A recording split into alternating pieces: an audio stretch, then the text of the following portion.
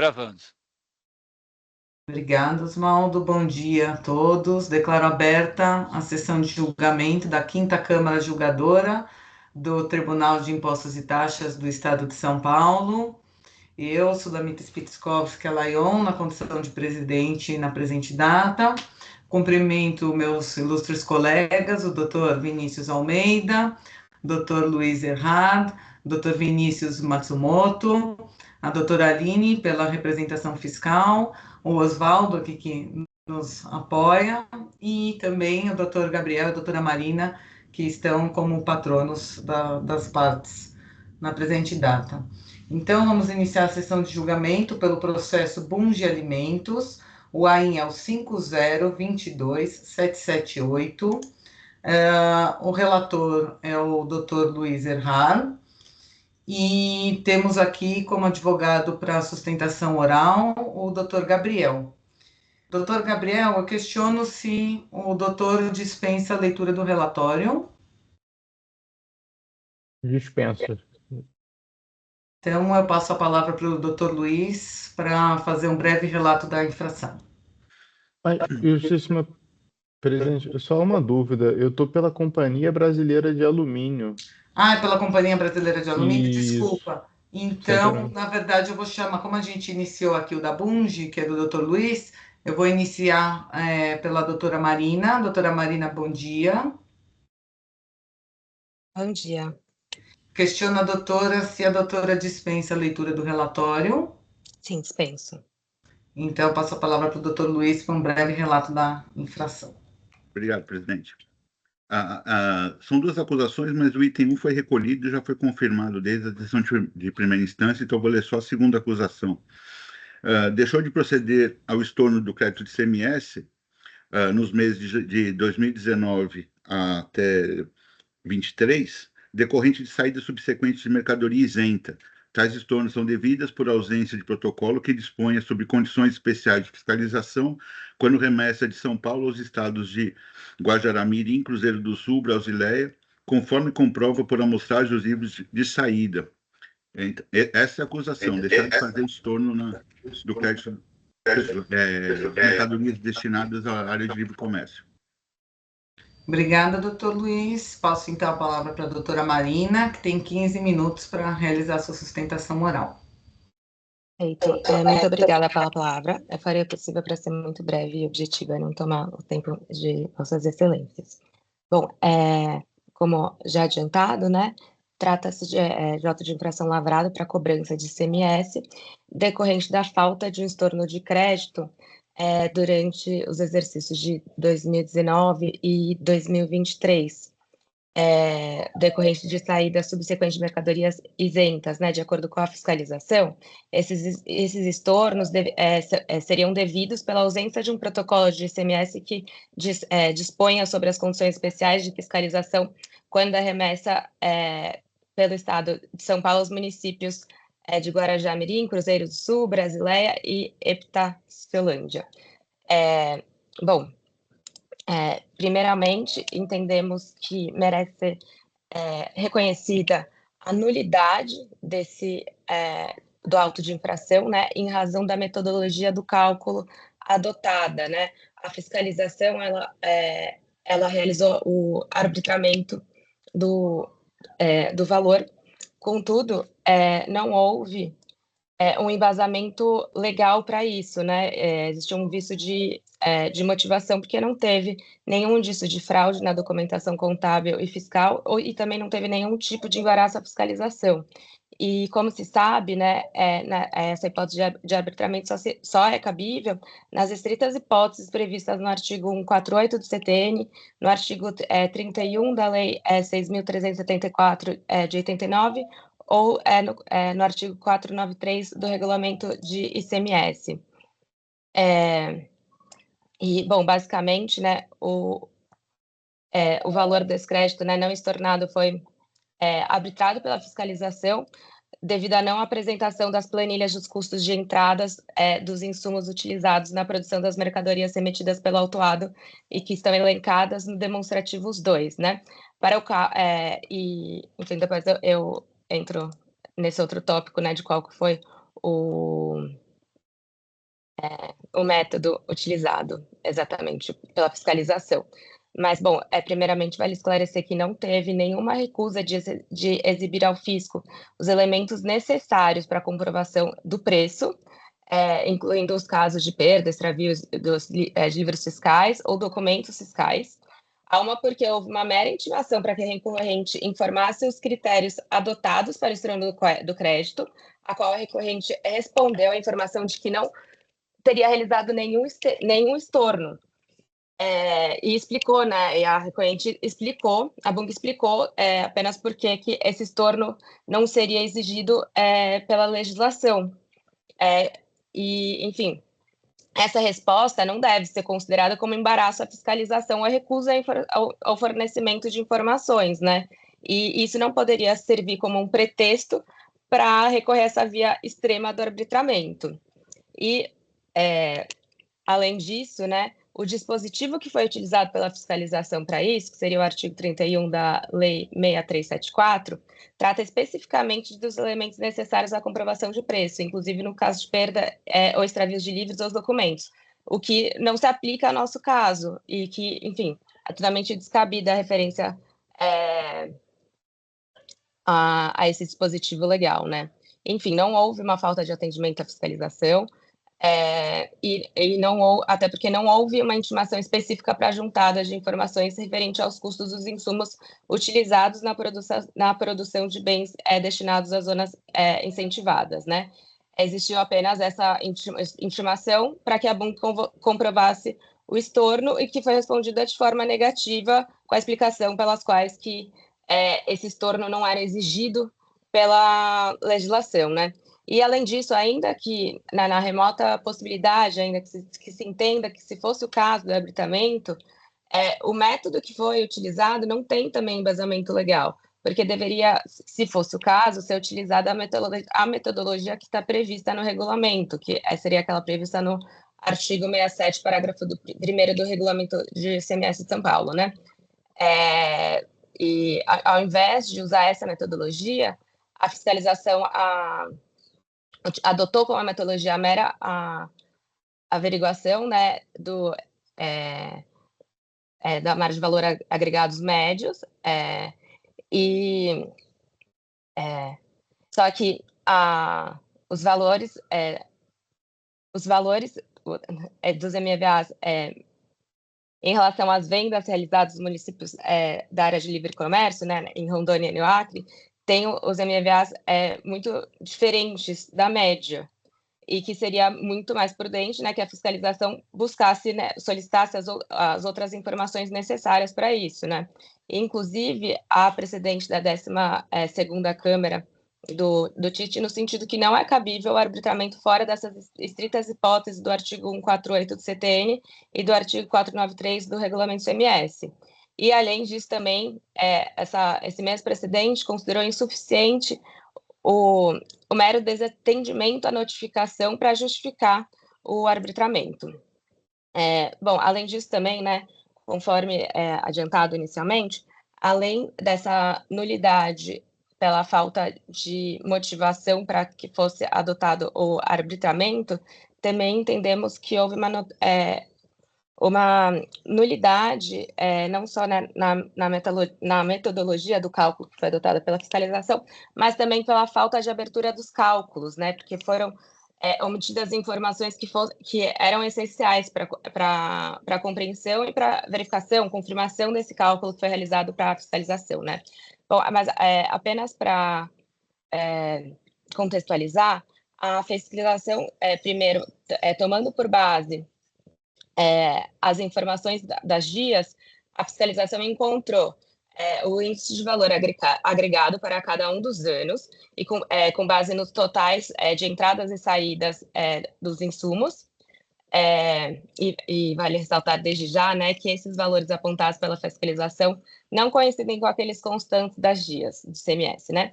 Enfim, depois disso, a fiscalização calculou, com base nessas mesmas entradas e saídas, né, das GIAs, as alíquotas médias do ICMS incidente sobre essas entradas de insumos, e depois também, né, a partir do índice de valor agregado e das alíquotas médias CMS, a fiscalização realizou a operação inversa para chegar ao suposto custo das vendas realizadas a municípios da área de livres comércio em Rondônia e no Acre, né? E entendeu que esse valor que corresponderia aos créditos ICMS a serem estornados. No entanto, nesse cálculo, né, a fiscalização omitiu informações que seriam essenciais para a Bung poder conferir esses cálculos, como, por exemplo, né, especialmente quanto à indicação, ou pelo menos o esclarecimento de quais foram essas operações que não foram consideradas nas entradas e nas saídas verificadas nas GIAs, para fins de cálculo do IVA médio utilizado para arbitramento, né? Porque, como já antecipado, né, os valores informados pela fiscalização que teria tido como fonte, né, como base, as GIAs não bateria com esses mesmos valores das GIAs.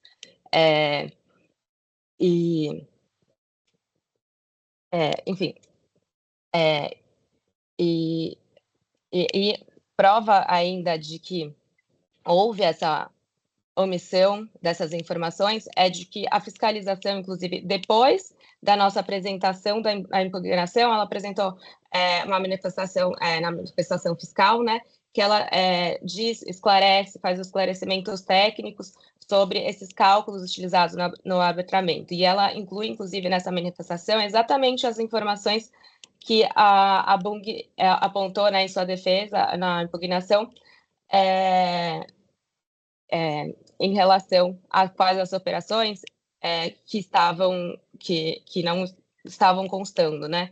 E, enfim, a partir daquele momento ficou esclarecido quais foram essas operações que foram consideradas no cálculo do IVA médio.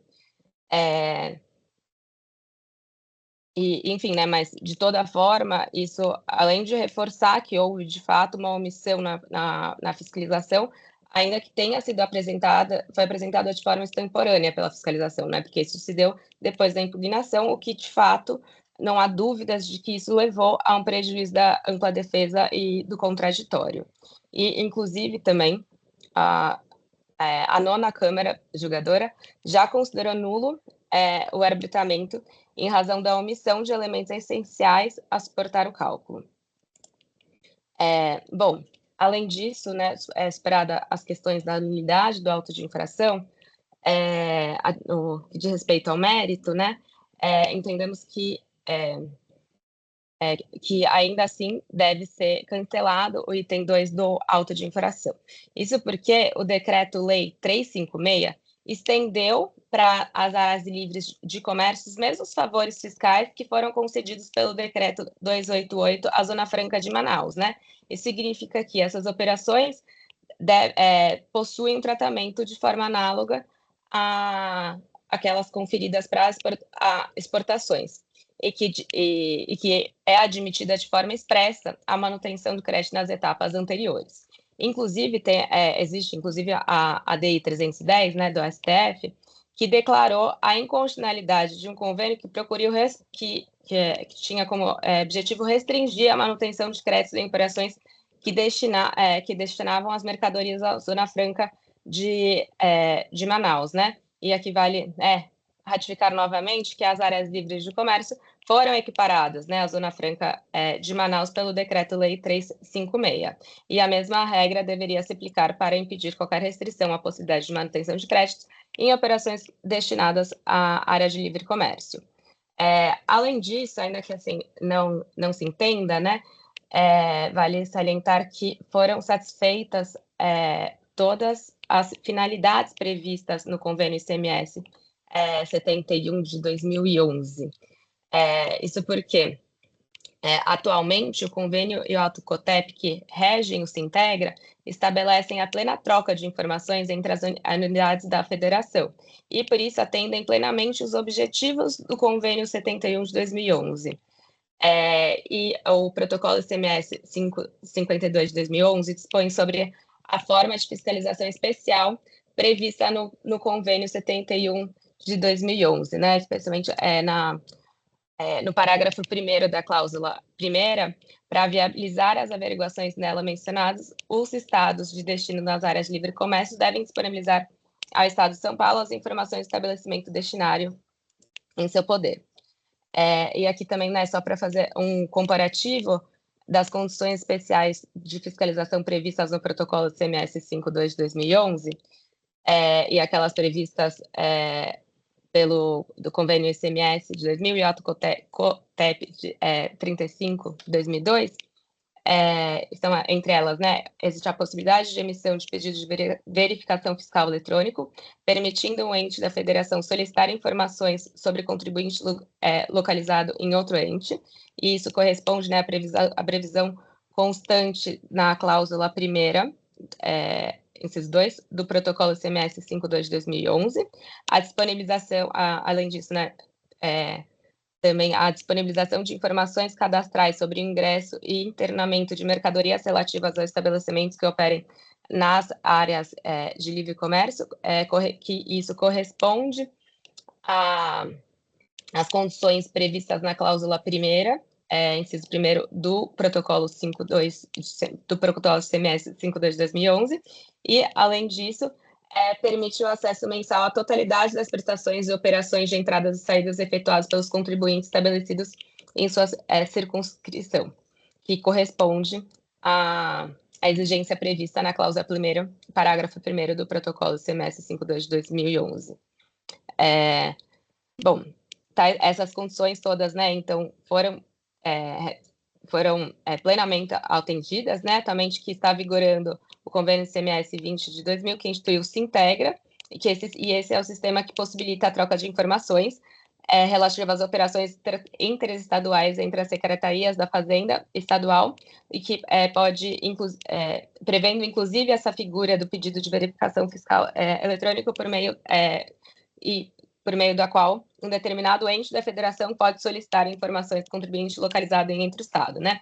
Além disso, esse convênio também prevê a própria SFRAMA, né, que deve disponibilizar via Sintegra essas informações cadastrais sobre ingresso de ingresso e internamento, né, de mercadorias relativas aos estabelecimentos que operem nas áreas de livre comércio, e também para trocar com as unidades da Federação informações de natureza fiscal administrativas, né? E o ato COTEP, que instituiu o regimento do Sintrega, prevê no seu artigo 13 que as unidades federadas deverão recepcionar mensalmente, conforme o calendário por elas estabelecidos, o arquivo com informações digitalizadas relativas à totalidade das prestações e operações de entradas e saídas efetuadas pelos contribuintes estabelecidos em sua circunscrição. Bom, por fim, ainda que não se entenda pelo atendimento dos requisitos previstos no convênio ICMS 71 de 2011, de toda forma, né, as operações autuadas,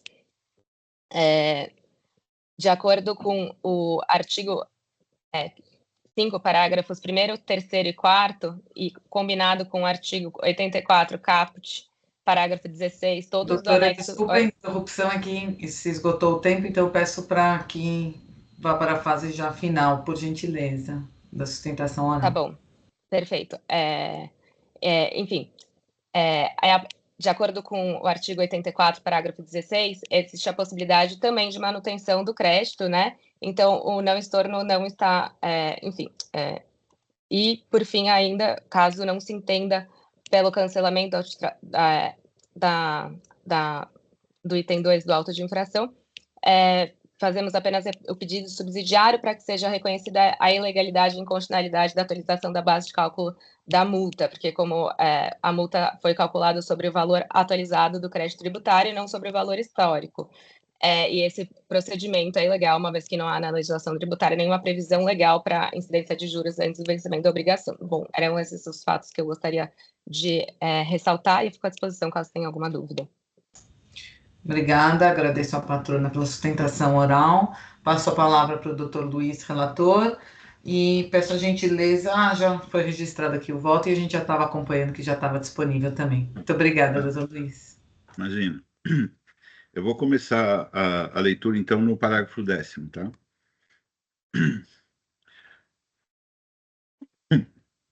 A recorrente lança sua primeira preliminar, folhas tais, buscando a declaração de nulidade, sob argumento de haver, segundo seu entendimento, justificativa legal para ação fiscal, ocorrendo vício de motivação para arbitramento dos créditos não estornados.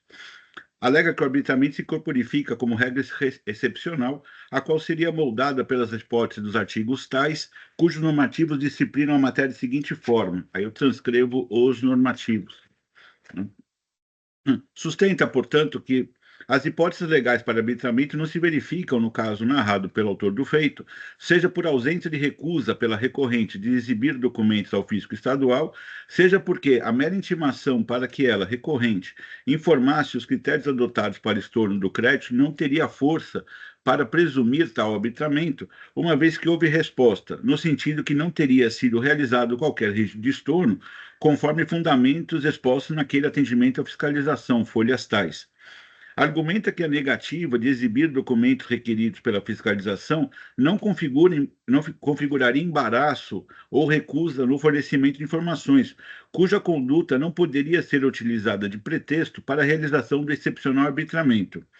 Rejeito tais argumentos, haja vista que se mostra cristalino que a recorrente se quedou inerte no que tange a demonstração de seu custo, para fins de confirmação do valor do crédito CMS que deveria ser estornado. Eis o que consta no atendimento à fiscalização.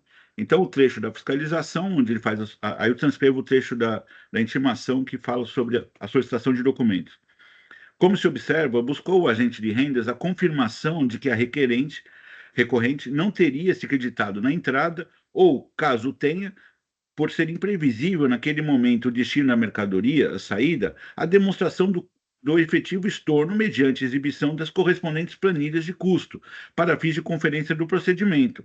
Em resposta, a recorrente, mantendo silente no que tange a exibição das planilhas de custo, assim se manifestou. Aí eu transcrevo a resposta da recorrente.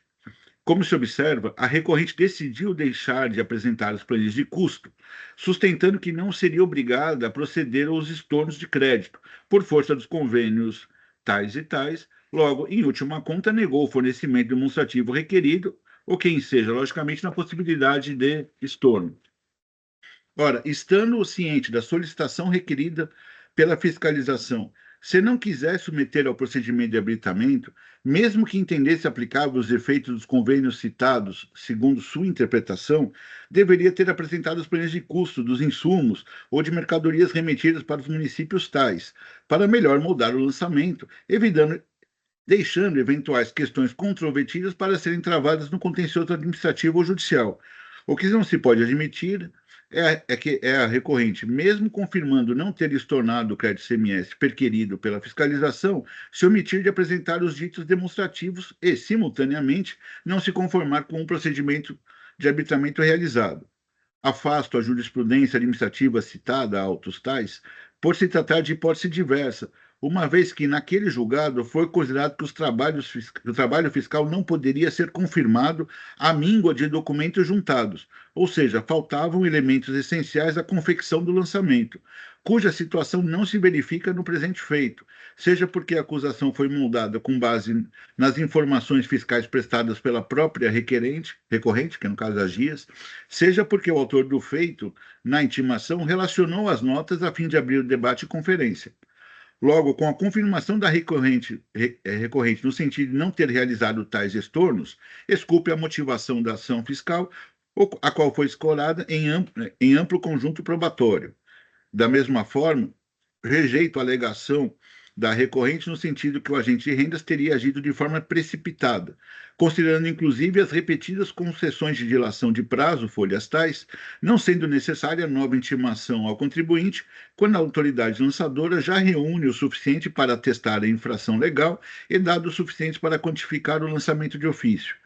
Rejeito também os argumentos na vertente de que a base arbitrada não corresponderia àquela constante dos documentos fiscais e contábeis escriturados, posto se tratar de alegação genérica, sem o devido cotejo dos critérios empregados pela fiscalização e aqueles que a recorrente entenderia como corretos, declarando inclusive como preclusa tal matéria. Eis o que alega a recorrente. Aí eu transcrevo o entendimento da recorrente.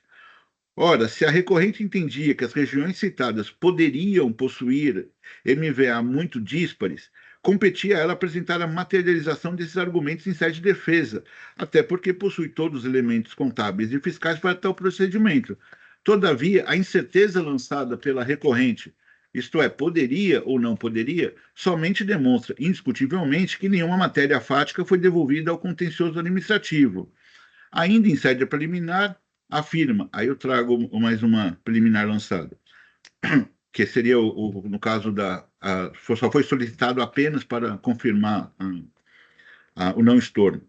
Com a devida permissão, a alegação da recorrente não condiz com a verdade contida nos autos, no sentido de que a fiscalização teria apenas a intimado para comprovar o estorno do crédito, pois, nos termos em que já transcrito acima, o agente de rendas requereu as planilhas de custo de confirmação de valores do valor a ser estornado, ou quem seja na rejeição do argumento.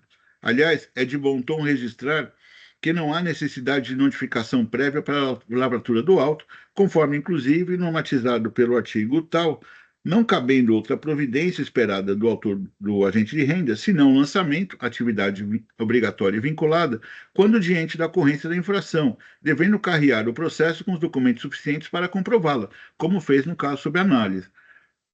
Logo, não seria aplicado o arbitramento se a recorrente tivesse fornecido o demonstrativo de custo, ou seja, o Instituto Legal de Arbitramento foi moldado exatamente para o caso descrito pelo agente de rendas, cuja legalidade está plasmada no artigo 148 do CTN, artigo 31 da lei tal, o que enseja na rejeição dos argumentos da recorrente.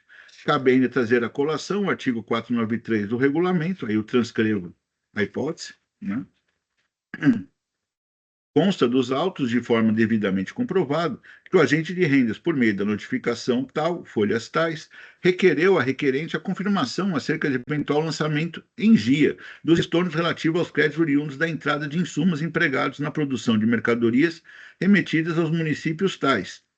Repita-se, tal exigência decorreu do disposto do convênio ICMS 71 de 2011 e teve a base das notas fiscais eletrônicas discriminadas no anexo mencionado na notificação, bem como a necessidade de apresentação das planilhas de custo pertinentes, de modo a possibilitar a oferição dos valores efetivamente a serem tornados, ou, em caráter alternativo, a confirmação de que não houve crédito apropriado na entrada.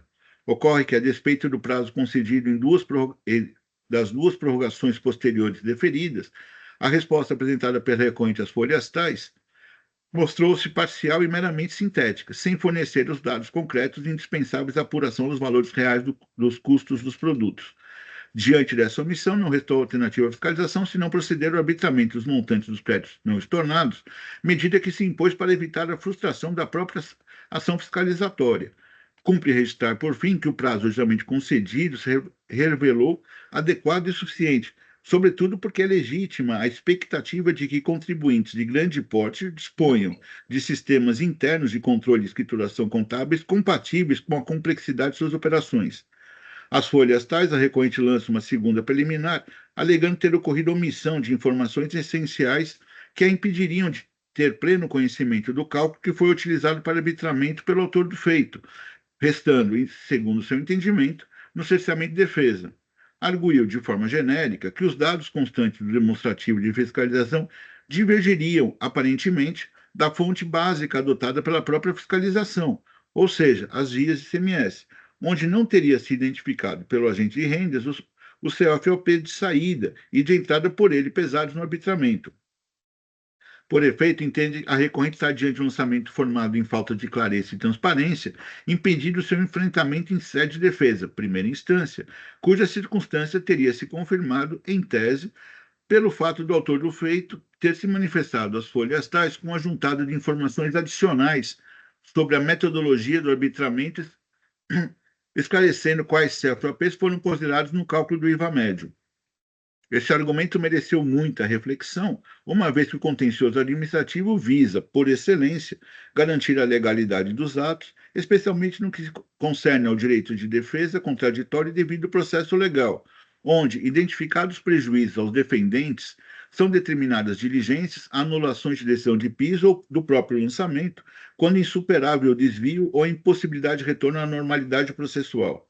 Todavia, no meu sentir, para que essa anomalia tenha aderência, se mostra necessário que a omissão prejudique a parte, de forma que, quando corrigido o ato administrativo, outro resultado poderia ser atingido. No vertente caso, apesar de não identificar essa anomalia, entendo que a recorrente atestou a própria inexistência de qualquer prejuízo, tomando por empréstimo sua própria fala de folhas tais. Aí eu vou transcrever quando ela fala que ela recepcionou os documentos, que era o que ela estava esperando. Como se observa, a recorrente declara que o agente Rendes apresentou esclarecimentos técnicos sobre os cálculos utilizados no arbitramento, que corresponderiam exatamente às informações cuja falta a recorrente apontou em sua defesa. Apesar disso, ou seja, do complemento de dados, ela, recorrente, quedou-se inerte no recurso administrativo, não apresentando qualquer efeito ou divergência de valores, o que demonstra, no meu sentir, ou que já tinha conhecimento total, já tinha total compreensão do resultado matemático desde o início, ou, mesmo com tal complemento, esse resultado se mantém inalterado. Aqui cabe trazer à lembrança o disposto no parágrafo 1º do artigo 19 da Lei 13.457, que dispõe, aí eu transcrevo o normativo. É de ver-se que, caso tivesse havido prejuízo da recorrente, por conta de situação superveniente, a ela era lícito contrapor os documentos que teriam sido, segundo sua visão, intempestivamente juntados aos autos pelo autor de rendas, o que poderia justificar, inclusive, a anulação de piso como forma de não haver supressão de instância. Aqui cabe transcrever outro trecho do recurso ordinário. Eu vou fazer Aí eu transcrevo o trecho. A recorrente, além de demonstrar total conhecimento do método adotado pela fiscalização para oferir o montante do crédito não estornado, deu notícia de que seria demonstrado no curso de sua peça, os valores utilizados não seriam coincidentes com aqueles constantes da GIA. Todavia, na peça recursal, não foi apontado qualquer divergência, ou melhor, demonstrativo de cálculo que pudesse desafiar aquele adotado pelo autor do feito, o que impede o julgador de tomar conhecimento da matéria, além de tornar desmotivada qualquer anulação da decisão de piso, uma vez que não há prova controvertida a ser enfrentada ou examinada. Restando, pois, como preclusa a matéria, ao tema trago a colação da seguinte ementa. Aqui eu coloco uma ementa sobre alegações genéricas. Logo, no que tange a metodologia de cálculo adotada pelo fisco para o estorno, cumpre ressaltar que o procedimento, baseado na aplicação do valor médio de créditos por item de mercadoria sobressaída, encontra respaldo legal no artigo tal, que prevê, para situações em que não seja possível determinar a qual entrada corresponde cada uma das saídas, aplica-se o cálculo proporcional com base no preço mais recente da aquisição. Resta evidente que a recorrente não demonstrou qualquer prejuízo decorrente desse método, tampouco apresentou cálculo alternativo consistente que pudesse infirmar o lançamento fiscal, não havendo, portanto, violação à legislação ou razoabilidade decorrente da ausência de estorno do crédito CMS. E nem poderia ser diferente, pois o artigo 67 do regulamento, tantas vezes invocado, tem por escopo facilitar ao contribuinte a apuração do montante a ser estornado, tratando de comando dirigido diretamente a ele, e não à administração tributária. Não se confunde, portanto, com a hipótese de arbitramento, que se legitima justamente quando o sujeito passivo deixa de fornecer ao fisco elementos indispensáveis à verificação da correção dos créditos apropriados. A propósito, revela-se contraditória a linha argumentativa adotada pela recorrente, que, num primeiro momento, sustenta a inexistência no regulamento de CMS de previsão para arbitramento de crédito imposto e, em seguida, afirma que a autoridade fiscal deveria ter recorrido ao disposto no artigo 67, parágrafo 1º do mesmo diploma legal, para apurar o montante a ser estornado. Veja-se, aí eu transcrevo. No caso sobre exame, o procedimento foi expressamente motivado no relatório circunstanciado, folhas tais, nos seguintes trechos. Aí eu transcrevo a motivação. Registra-se, ademais, que os valores obtidos a partir da soma das GIAs encontram respaldo no artigo 22 da lei tal, segundo o qual o demonstrativo elaborado pelo fisco constitui um elemento de prova válido, não havendo exigência de que todos os itens estejam acompanhados dos respectivos documentos probatórios. Basta que seja apresentada a quantidade suficiente de elementos a comprovar de forma inequívoca, ainda que por meio de único evento, a ocorrência da infração. Nessa linha, o próprio relato da acusação confirma o emprego de técnica de amostragem na instrução probatória do auto, em conformidade com os parâmetros legais. Nesse passo, em que se pese todos os argumentos manejados pela recorrente, não há como declarar nulo o lançamento de ofício, seguindo quanto disposto no artigo 11 da Lei 13.457, que limita tal efeito nulificante apenas nas hipóteses em que não há adequada identificação da natureza da infração ou da pessoa do infrator, o que não ocorre no presente caso, pois tais elementos estão perfeitamente caracterizados nos autos. Eis os dizeres do normativo citado. Aí eu transcrevo. De qualquer forma, examinando os autos, concluo que não há qualquer nulidade na constituição do crédito tributário, uma vez seguido rigorosamente as previsões disciplinadas no CTN e na Lei 3457, tendo sido ainda oportunizado à recorrente o livre exercício contraditório e ampla defesa, com possibilidade de apresentação de provas, inclusive antes da lavratura do auto, com reiteradas dilações de prazo para atendimento à intimação fiscal. Logo, pode-se facilmente extrair do auto a matéria tributada, inclusive no que se refere à valoração quantitativa e qualitativa na situação fática que determinou a acusação, e a incidência tributária, com informações precisas, minuciosas e suficientes para compreender a natureza e a circunstância motivadora de cada uma das infrações que forem imputadas, com identificação dos dispositivos capturados pela fiscalização como violados pela recorrente, os quais guardam total nexo e coerência com a acusação. Superadas as preliminares, passa-se ao exame de mérito. As folhas tais, a recorrente estaria obrigada a realizar o estorno do crédito ICMS relativo às saídas de mercadorias destinadas a municípios tais, sob o argumento que tais operações deveriam receber o mesmo tratamento jurídico concedido às remessas da Zona Franca de Manaus, permitindo a manutenção integral dos créditos. Defende, nesse sentido, que as áreas de livre comércio deveriam ser equiparadas à Zona Franca de Manaus, de modo que se aplicaria o disposto no artigo 84 do anexo 1 do regulamento, afastando a regra geral do estorno prevista no 67, inciso 2º do mesmo diploma. Não se pode, contudo, acolher a pretensão da recorrente. Inicialmente, cumpre observar que as normas previstas no artigo tal tratam especificamente da Zona Franca de Manaus e municípios expressamente relacionados a ela, prevendo que, nas remessas destinadas a tais localidades, não se gerará o estorno do crédito. Essa exceção, portanto, constitui caráter restritivo e não se aplica, por si só, às áreas de livre comércio localizadas nos estados do Acre, Rondônia e Amazonas.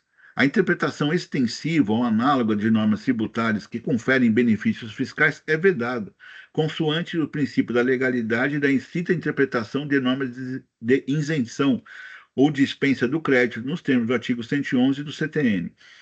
A tentativa de equiparar tais áreas à Zona Franca de Manaus como se fossem extensões ou substitutas dos benefícios constitucionalmente protegidos pelo artigo 40 das disposições, não encontra respaldo legal. É importante destacar que, enquanto os benefícios da Zona Franca de Manaus têm status constitucional e asseguram a preservação dos créditos, as áreas de livre comércio são isenções previstas em convênios interestaduais, sujeitas às limitações expressas previstas no artigo tais da Constituição Federal, que determina a anulação dos créditos relativos às operações antecedentes quando se tratar de saídas isentas. No caso concreto, observa que os convênios aplicáveis às áreas de livre comércio, especialmente os convênios tais, prevêem expressamente que não será permitida a manutenção de crédito na origem para a remessa destinada aos municípios de Guaramirim, Cruzeiro do Sul, Basileia e Epitáciolândia. Importante registrar que, em 2011, foi firmado o protocolo 52 entre São Paulo, Amapá, Roraima, permitindo a dispensa de estorno de crédito com destino às áreas incentivadas desses estados. Entretanto, o estado do Acre, Amazonas e Rondônia não subscreveram o protocolo, não havendo, portanto, previsão legal que autorize a manutenção dos créditos nessas remessas. A ADI 310, invocada pela recorrente, trata exclusivamente de peculiaridades da Zona Franca de Manaus, cuja sistemática é constitucionalmente protegida, não se estendendo às áreas de livre comércio, como já decidido em múltiplos julgados. Com relação ao princípio da não cumulatividade, ele tem por finalidade assegurar a compensação do imposto ao longo da cadeia econômica, evitando sua incidência em cascata, conforme consagrado no artigo 155 da Carta Maior, eu transcrevo. Como se observa, a própria Constituição da República, ao tempo em que assegurou o princípio da não cumulatividade, estabeleceu também limites ao aproveitamento do crédito imposto, inclusive prevendo hipóteses em que deverão ser anulados. Esse entendimento, não, em atendimento a essa diretriz constitucional, sobreveio a Lei Complementar a Candir, justamente para disciplinar o mecanismo de compensação de ICMS.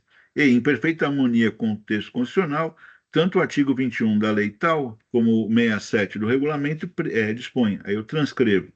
No que se refere à concessão de benefícios fiscais, cabe observar que a Constituição Federal atribuiu à lei complementar a disciplina de sua concessão e revogação. Se não vejamos, aí eu transcrevo o dispositivo constitucional, atendendo a essa previsão constitucional, segue a Lei Complementar 24 de 75, que dispõe, eu também transcrevo. De acordo com o convênio, com os convênios tais, somente seria possível a dispensa do estorno do crédito quando houvesse protocolo firmado entre os Estados, estabelecendo condições especiais de fiscalização em relações à área de livre comércio. Ocorre que, no caso concreto, o protocolo tal foi celebrado por unidades federativas não abrangidas pelos municípios destinatários das mercadorias, de modo que não se verifica a condição necessária para a fruição desse benefício. Cabe recordar, ademais, que os decretos tais são anteriores à Constituição, razão pela qual não podem prevalecer sobre a disciplina constitucional e infraconstitucional superveniente. Portanto, não por acaso, o acórdão da DI 310, invocado pela defesa, não faz qualquer menção aos convênios tais, tampouco ao regulamento do ICMS de São Paulo. Ainda que a defesa sustente que o convênio 65 de 88 apenas reiterou os benefícios previstos nos referidos decretos-leis, entendo que, firmado em dezembro de 88, após a promulgação da atual Carta Magna, o convênio teve como finalidade atender às disposições constitucionais do artigo 155, a linha G, em consonância à Lei Complementar 24/75, assegurando a legalidade e constitucionalidade do regime. No que se refere ao artigo 5 do anexo 1 do regulamento, observa-se que o caput relaciona os entes federados destinados, contemplados ao benefício fiscal, condicionando, contudo, a sua fruição ao cumprimento das regras previstas no artigo 84 do mesmo anexo, cuja regra geral é o estorno do crédito. O parágrafo 3º do artigo 5º, por sua vez, prevê a hipóteses excepcionais em que o crédito poderá ser mantido, justamente quando há protocolo de ICMS nos termos referidos no convênio 71 de 2011. Por outro lado, o parágrafo 4º do artigo 5º do anexo 1º refere-se ao protocolo 52, firmado entre o estado de Amapá, Pará, Rio Grande do Sul, Roraima e São Paulo, o qual contempla os municípios destinatários de mercadorias objetos da presente atuação, o qual não contempla, né? Logo, como ausente o requisito legal, não há que se falar em dispensa de estorno. Cumpre ainda observar que o regulamento é claro em exigir, no mesmo parágrafo 4º, condições específicas de implementação de medidas de fiscalização previstas no convênio 71. E, nesse ponto, resta inequívoco que o sistema Sintegre ICMS, citado pela defesa, não satisfaz tais requisitos, uma vez que se trata apenas de mecanismo de intercâmbio de informações, nos moldes do convênio 20 de 2000, aprovado pelo CONTEP. Diante de todo exposto, verifica que a recorrente não faz jus à manutenção do crédito sobre as operações em análise. A saída para os municípios tais são isentas de imposto em razão da sistemática de áreas de livre comércio, mas não estão contempladas por qualquer protocolo de ICMS que autorize o aproveitamento do crédito na origem. A legislação aplicável é clara em vedar tal manutenção, e a jurisprudência administrativa consolidou o entendimento e a pretensão de equiparação à Zona Franca de Manaus não encontra respaldo legal. É relevante destacar que a interpretação da recorrente, ao tentar estender o tratamento da Zona Franca de Manaus às áreas de livre comércio, contraria a reiterada jurisprudência administrativa, as quais estabelecem de forma cristalina que a isenção conferida às áreas de livre comércio não confere direito à manutenção do crédito, sendo que a única exceção autorizada depende de expressa celebração de protocolo de ICMS, os quais não ocorreram no presente caso. Aí eu vou juntar algumas jurisprudências que confirmam esse entendimento. Como se observa, a jurisprudência administrativa segue uníssona no sentido de que, para os municípios indicados pela fiscalização, há de ser estornados crédito ICMS, implicando na rejeição integral das razões de mérito trazidas no recurso ordinário interposto pela recorrente. Rejeito também as alegações da recorrente apresentadas folhas tais, no tocante à atualização do valor básico da multa, com aplicação da súmula 13. As súmulas, enquanto não revisadas ou canceladas, terão caráter vinculante no âmbito do julgamento das delegacias tributárias e do TIT, não podendo ser simplesmente ter sua aplicabilidade afastada enquanto vigorarem.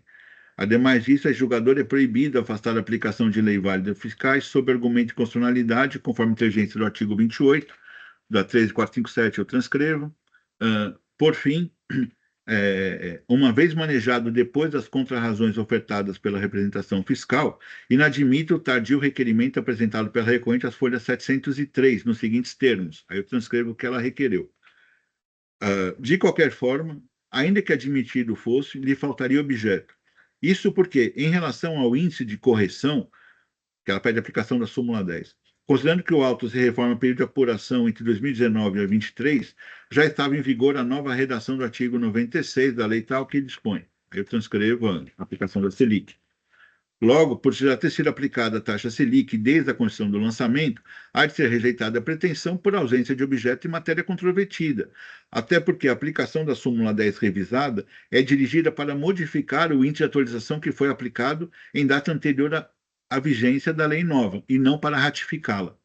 Em relação aos efeitos da resolução conjunta PGE, a recorrente não demonstrou qualquer prejuízo, tampouco apresentou cálculo que evidenciasse excesso ou desacerto, representando, portanto, uma alegação genérica e teórica, cujos fundamentos, no meu entendimento, já estão delineados acima. Assim, entendo que não compete a julgador simular tais cálculos para auferir se houve ou não acréscimos indevidos, cujo ônus probatório e argumentativo está a cargo exclusivo da parte recorrente. Logo, no meu sentir, sequer poderia ser aberto o debate, haja visto que a recorrente não demonstrou, de forma clara e objetiva, o ponto que estaria divergindo em resultado do cotejo do quanto foi utilizado pelo agente de rendas e o que entenderia legítimo, delimitando matematicamente os resultados almejados. Diante do exposto, conheço do recurso ordinário e nego provimento, ratificando integralmente a decisão de piso e mantendo o índice do crédito tributário. É como voto, presidenta. Obrigada, doutor Luiz. Parabenizo pelo voto, bem detalhado, e coloco o processo em discussão. Presidente, foi muito extenso, como viu na sustentação oral da patrona, foi muito didática nos seus pontos, mas os argumentos foram diversos, né, para serem enfrentados. Aí levou uma decisão bem cumprida. Sim. Não, e é bom, né, porque fica bem detalhado tudo. E passando todos os pontos também, né, necessários. Bom, não havendo inscritos em manifestação, vou encerrar os debates.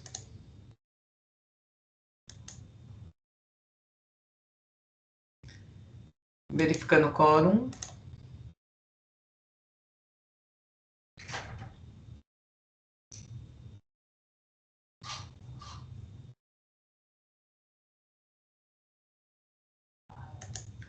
Iniciando votação.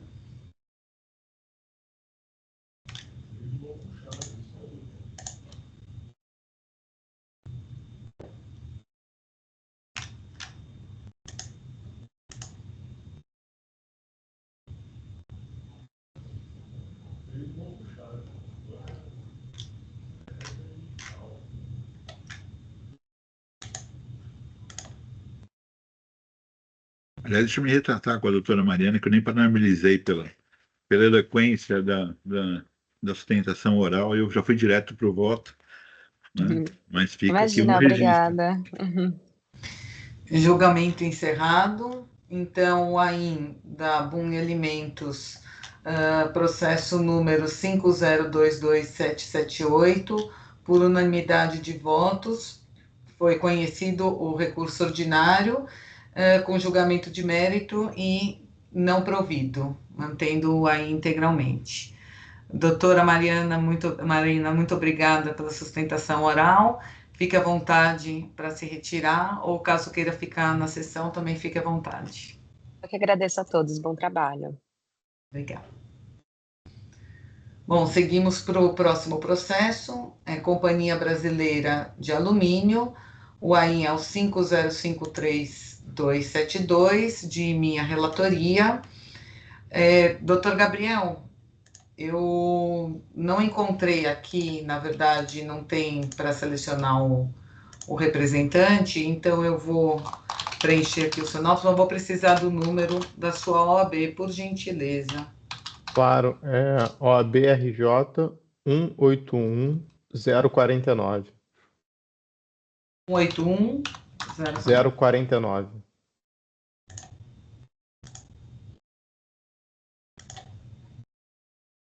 Bom, a sustentação oral foi registrada.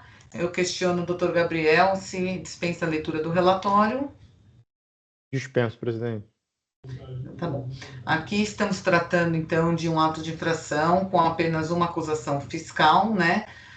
Por emissão de notas fiscais no valor de 59 milhões relacionadas no demonstrativo 1, com inobservância de requisitos regulamentares, indicação incorreta do Código Fiscal de Operações e Prestações. Inicialmente, a empresa foi notificada a esclarecer o motivo da não averbação em diversas notas fiscais de remessa de mercadoria para formação de lote de sua emissão. Em resposta, a empresa informou que o motivo da não averbação das referidas notas de remessa foi devido a erro em notas fiscais de exportação, também de sua emissão, nas quais foi utilizado o CFLP 7101, venda de produção de estabelecimento, ao invés do CFLP 7504, exportação de mercadoria, que foi objeto de formação de lote de exportação. Dessa forma, uma vez que as notas fiscais de exportação foram emitidas em desacordo com o estabelecido no artigo 444 do RICMES, não houve a devida averbação das respectivas notas fiscais de remessa. E aí o agente fiscal de rendas traz lá também as provas da infração. Esse é o breve relato. E eu passo a palavra ao doutor Gabriel para sustentação oral. Primeiramente, bom dia, ilustríssima Câmara Julgadora. É um prazer estar presente perante todos. Eu tentarei ser o mais sucinto possível, uma vez que a discussão ela cinge a aplicação, em suma, da Lei Complementar 1320, que estabeleceu o programa Nos Conformes no Estado de São Paulo. A autuação exige multa punitiva no valor de quase R$ 1 milhão, decorrente simplesmente do equívoco no CFOP informado em diferentes notas fiscais. Ao invés de indicar o CFOP 7504, foi indicado 7101. E, em razão disso, a autoridade fiscal lavrou auto de infração, exigindo a penalidade prevista no artigo 85, inciso 4º, a linha H, combinada com parágrafo 9º e 10º da Lei 6374, de 89. Na defesa apresentada, em primeira instância ainda pela hora recorrida, foram apontados diversos motivos pelos quais a autuação deveria ser cancelada ou, no mínimo, reduzida, né, com relação justamente à penalidade cobrada, já que só isso é cobrado.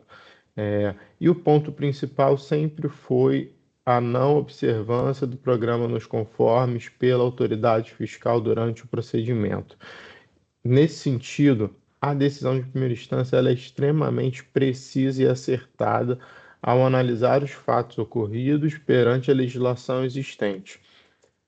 Após a apuração desse equívoco cometido na indicação do CFOP nas notas fiscais, a autoridade fiscal lavrou auto de infração para a cobrança da penalidade. Contudo, não foi observado que a recorrida possui nota máxima no programa Nos Conformes, estabelecido pela Lei Complementar 1320. Essa lei, ela que foi criada com o intuito, como eu até peço o Vênia para repisar o que foi escrito na decisão, em atenção aos princípios da simplificação do sistema tributário, da boa-fé, da previsibilidade de conduta, da segurança jurídica pela objetividade e coerência na aplicação da legislação tributária. Contudo, isso deve ser observado durante os procedimentos fiscais. No caso em específico, não foi observado. Por quê? A partir do momento que a recorrida tem nota máxima dentro do programa Nos Conformes, sendo a mais, ela tem benefícios, vamos dizer assim, dentro do âmbito da fiscalização. Um deles está previsto no artigo 14 dessa lei, na verdade no artigo 16 dessa lei, que eu peço novamente para ler. De acordo com a classificação atribuída nos termos do artigo 5º desta lei complementar, o contribuinte fará jus às seguintes contrapartidas, na forma e condições estabelecidas no regulamento. Categoria A+, que é justamente a da recorrida, acesso ao procedimento de análise fiscal prévia, referido no artigo 14 desta lei complementar. E aí, já partindo para o artigo 14 diz o seguinte: a Cefaz incentivará os contribuintes do ICMS a se autorregularizarem por meio dos seguintes procedimentos, sem prejuízo de outras formas de legislação. Inciso 2º. Análise fiscal prévia, consistente na realização de trabalhos analíticos ou de campo por agentes fiscais de rendas, sem objetivo de lavratura de auto de infração e imposição de multa. O parágrafo 1º desse artigo 14, ele diz que, a critério da Cefaz, o contribuinte poderá ser notificado sobre a constatação de indícios de irregularidade, hipótese que ficará salvo das penalidades previstas no artigo 85 da Lei 6374, desde que sane a irregularidade no prazo indicado na notificação. Ainda que o parágrafo 1º ele fale a critério da Secretaria de Fazenda, ele, na verdade, ele está fazendo referência a Cefaz, ao incentivo da Cefaz à possibilidade de autorregularização.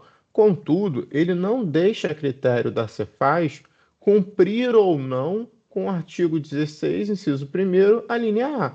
O artigo 16, inciso 1º, a linha A, ele é claro ao afirmar que contribuinte que possui categoria A+, ele vai ter obrigatoriamente, já que não tem nenhuma ressalva, não tem nada de critério, ele terá sim acesso ao procedimento de análise fiscal prévia, previsto no artigo 14. O artigo 14 ele indica a análise fiscal prévia, consistente, e, por próprio, no caput já fala da autorregularização. Ou seja, não é critério da Fazenda seguir com a possibilidade ou não de permitir a autorregularização para quem tem direito a essa contrapartida prevista pelo inciso 1º alineado do artigo 16, que é justamente o caso da recorrida.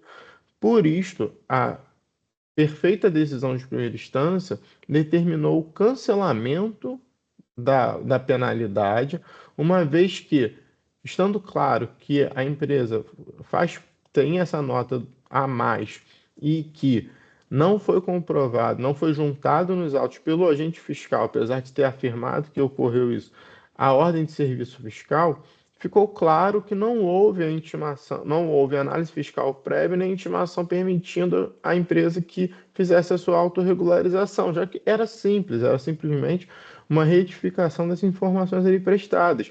Contudo, o que foi feito foi a lavratura do auto de infração, exigindo uma multa de quase R$1 milhão sobre um mero equívoco que, frisa, não trouxe nenhum prejuízo ao erário efetivo com relação ao recolhimento do imposto.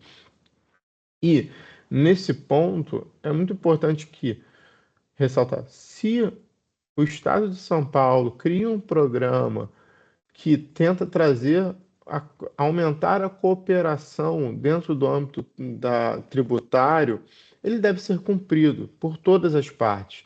Não basta que o contribuinte se esforce para ter a nota máxima no programa e não obtenha a contrapartida, que é a colaboração dos agentes fiscais quando das suas atividades. Isso também deve ser observado, e nesse caso não foi. Por esse motivo que a autuação foi cancelada pela decisão de primeira instância e com efeito, pedindo máxima vênia a representação da Fazenda, o parecer no recurso de ofício não traz nenhum elemento que justifique a reforma dessa decisão. Os elementos trazidos no recurso, eles são extremamente vagos e sem aplicação efetiva. Primeiro, se afirma que a multa aplicada seguiu os limites da legislação tributária estadual. Isso não é discutido, que a multa aplicada seguiu os limites, isso está correto, isso não foi discutido na impugnação, não foi trazido na decisão e nem faz diferença para o correto deslinde do caso. Ela seguiu os limites da legislação tributária, contudo, tem um fato impeditivo anterior que não permite que ela sequer fosse aplicada. Ou seja, ela não poderia ter uma autuação exigindo a penalidade, independentemente de terem seguido ou não os limites. Novamente, também, de novo, não é uma faculdade da Cefaz permitir a autorregularização quando o contribuinte possui a nota máxima. Isso é um dever, a análise fiscal prévia é um dever da Cefaz, quando o contribuinte, no caso a recorrida, faz jus à nota máxima. a recorrida não teria, aí novamente ele fala, a recorrida não teria comprovado que estava classificada na categoria mais, na verdade isso já foi comprovado, e mais do que isso, sou um pouco incoerente e exagerado a representação da Fazenda afirmar que não teria comprovado a nota máxima dentro de um programa que existe no próprio âmbito da Cefaz, de fácil aferição pela própria Cefaz. E por último, já numa tentativa de caso seja mantida a penalidade, a recorrida afirma que a recorrente afirma que a recorrida não tenha comprovado os cumprimentos de requisitos necessários para uma eventual redução ou relevação da multa, dentro do artigo 527-A do Regulamento ICMS do Estado de São Paulo. Contudo, ainda que isso somente se cogita por conservadorismo, a decisão seja reformada em todo o seu cerne para que a penalidade seja aplicada, não faz também,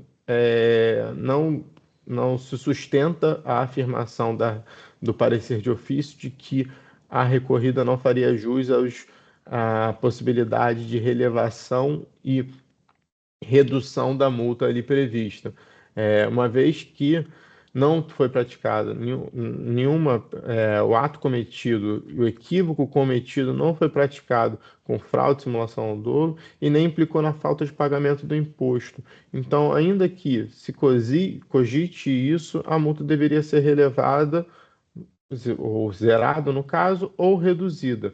Mas, de toda forma, a recorrida entende que a decisão de primeira instância está em perfeita consonância com os fatos e a legislação aplicáveis no presente caso, devendo ser mantida através do não provimento do recurso de ofício.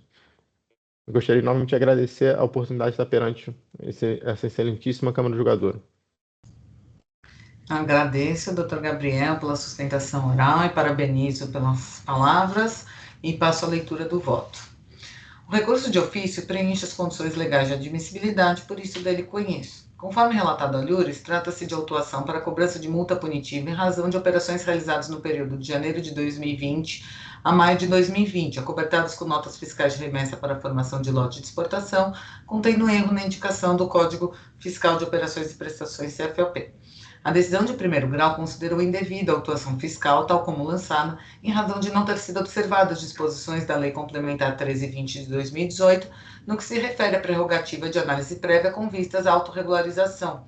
Por sua vez, a representação fiscal se contrapõe, alegando que a notificação para efetuar a autorregularização é uma faculdade da Secretaria da Fazenda e não um procedimento obrigatório, como se vê expressamente no artigo 14, parágrafo 1º da Lei Complementar 1320 de 2018, e que a autuação não se limita às situações em que o contribuinte tem agido com dolo. Razão assiste à representação fiscal nesse tocante. Conforme se infere do texto legal, não há previsão de que tal procedimento seja obrigatório à administração tributária. Vejamos. Conforme se infere do texto legal, não há previsão mandamental obrigatória à autoridade tributária para realizar a notificação para a autorregularização do contribuinte, ainda que esse esteja muito bem classificado, antes de atribuir alguma penalidade, justamente porque o artigo 14 traz literalmente a expressão a critério da Secretaria da Fazenda. Assim, a escolha das palavras por parte do legislador denota caber autoridade à decisão a este respeito.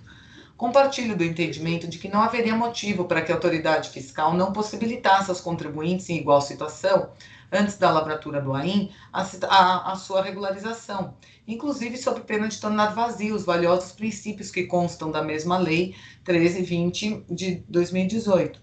Porém, de acordo com o dispositivo acima transcrito e a jurisprudência deste egrégio tribunal, bem como do egrégio Tribunal de Justiça, cabe à administração, diante do caso concreto, verificar se é cabível ou não a possibilidade de autorregularização naquele caso, a depender das circunstâncias da irregularidade verificada.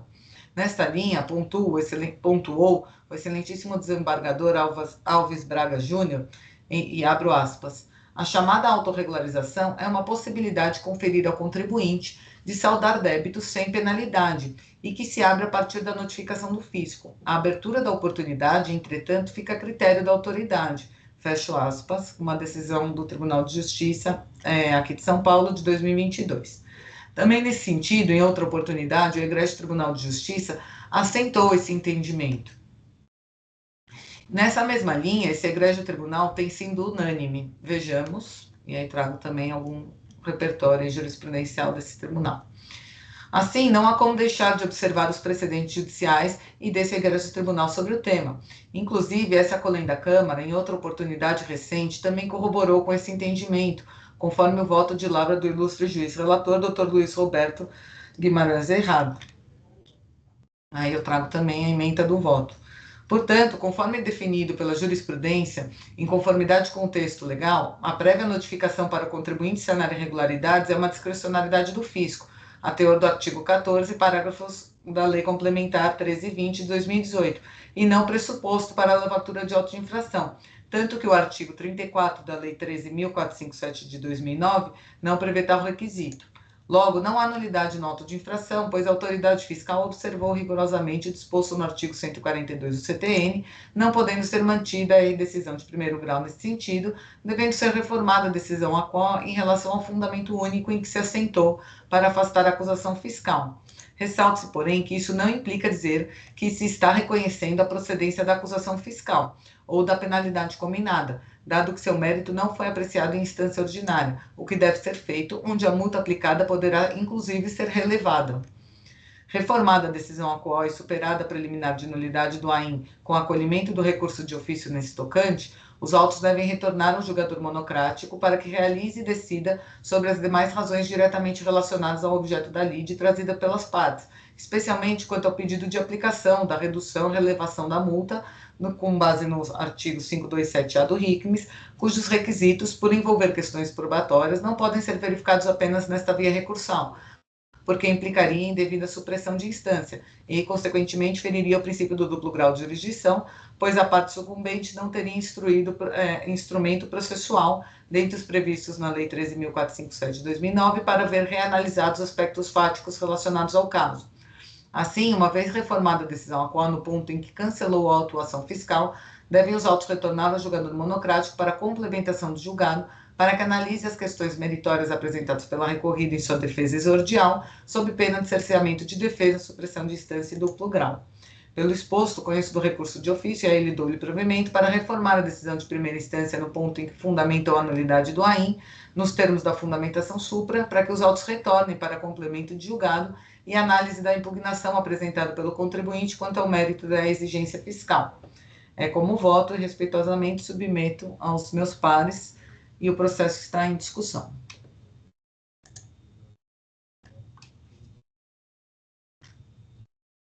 Bom, presidente, como de costume, irretocável. Vou acompanhar. Obrigada. Presidente, parabéns pelo voto, vou acompanhar também.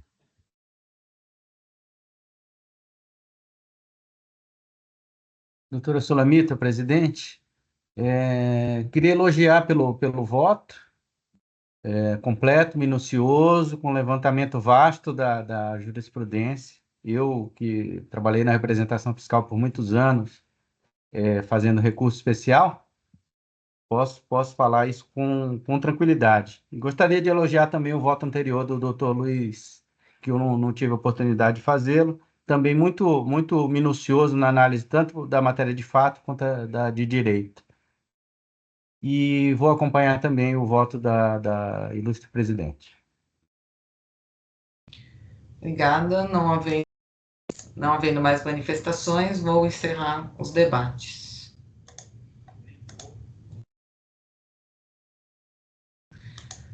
Verificando o quórum.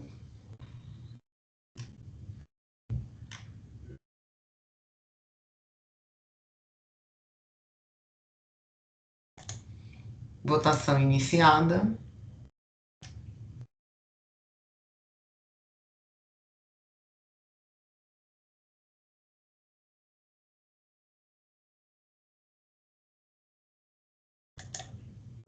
Votação encerrada. Por unanimidade de votos, doutor Gabriel, o processo da Companhia Brasileira de Alumínio o recurso de ofício foi conhecido e provido para retorno dos autos para complemento de julgado e análise da defesa quanto ao mérito da impugnação apresentada. Muito obrigado, presidente. Muito obrigado, Justiça Câmara. Até a próxima oportunidade. Um bom dia a todos. Eu que agradeço. Fique à vontade para sair da sessão ou permanecer, caso queira.